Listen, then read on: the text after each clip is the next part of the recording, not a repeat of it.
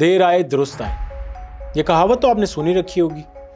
मगर क्या सदर ट्रंप इस मरतबा वाकई दुरुस्त आए? तो अमेरिकी सदर डोनाल्ड ट्रंप ने गजा के लिए फाइनली एक अमन मंसूबा पेश कर दिया है। इस मंसूबे को इसराइल की मुकम्मल तायीद तो हासिल थी ही, मगर इसके साथ साथ पाकिस्तान समेत कई मुस्लिम कंट्रीज ने भी इस मंसूबे की हिमायत का ऐलान किया है। मंसूबे का एक नुक्ता यह है कि हमास के वो अरकान जो गजा में रहना चाहते हैं वो हथियार डालेंगे और पुरअमन रहने की यकीन दहानी कराएंगे। हमास अरकान के गजा छोड़ जाने का मौका देने का नुक्ता भी इस मंसूबे में शामिल है। ये नुक्ता भी इस मुआहदे में शामिल है कि वो हमास जिसने इसराइल कब्जे के खात्मे के लिए 7,000 फलस्तीनियों अपनी पूरी क़यादत और उनके पूरे खानदानों की कुर्बानी दी है, इसका गजा के इंतजामी ढांचे में कोई किरदार नहीं होगा। इलाकाई शराकतदार ये जमानत देंगे कि हमास और दीगर गिरोह वो अपनी जिम्मेदारियों पर अमल करेंगे और नया गजा अपने हमसायों के लिए खतरा नहीं होगा। हमास के तमाम फौजी ढांचे, सुरंगों और हथियारों को तबाह कर दिया। मंसूबे में यह बात भी यकीनी बनाने का नुक्ता भी शामिल है कि गजा इसराइल के लिए कभी खतरा नहीं बनेगा। सबसे दिलचस्प बात तो ये है कि इस मंसूबे में इसराइल के तहफ़्फ़ुज़ के लिए तो कई नकात शामिल हैं, मगर ऐसा कोई नुक्ता मौजूद नहीं कि जो गजा के फलस्तीनियों को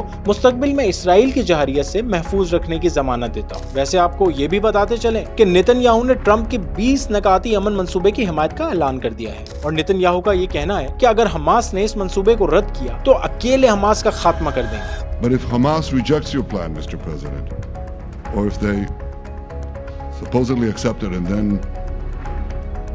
then basically do everything to counter it, then Israel will finish the job by itself. Netanyahu का ये भी कहना था कि पहला कदम महदूद इनकलाब यानी 72 घंटों में तमाम यरगमालियों की रिहाई है। बैनुल-अक़वामी इदारा हमास को गैर मुसल्लह और गजा को गैर फौजी इलाका बनाएगा। अगर ये अमल कामयाब रहा तो जंग हमेशा के लिए खत्म हो जाएगी। यकीनी बनाएंगे कि गजा इसराइल के लिए कभी खतरा नहीं बने। क्या हमास डोनाल्ड ट्रंप के इस पीस एग्रीमेंट के नकात कबूल करेगा? ये भी जल्द पता चल जाएगा।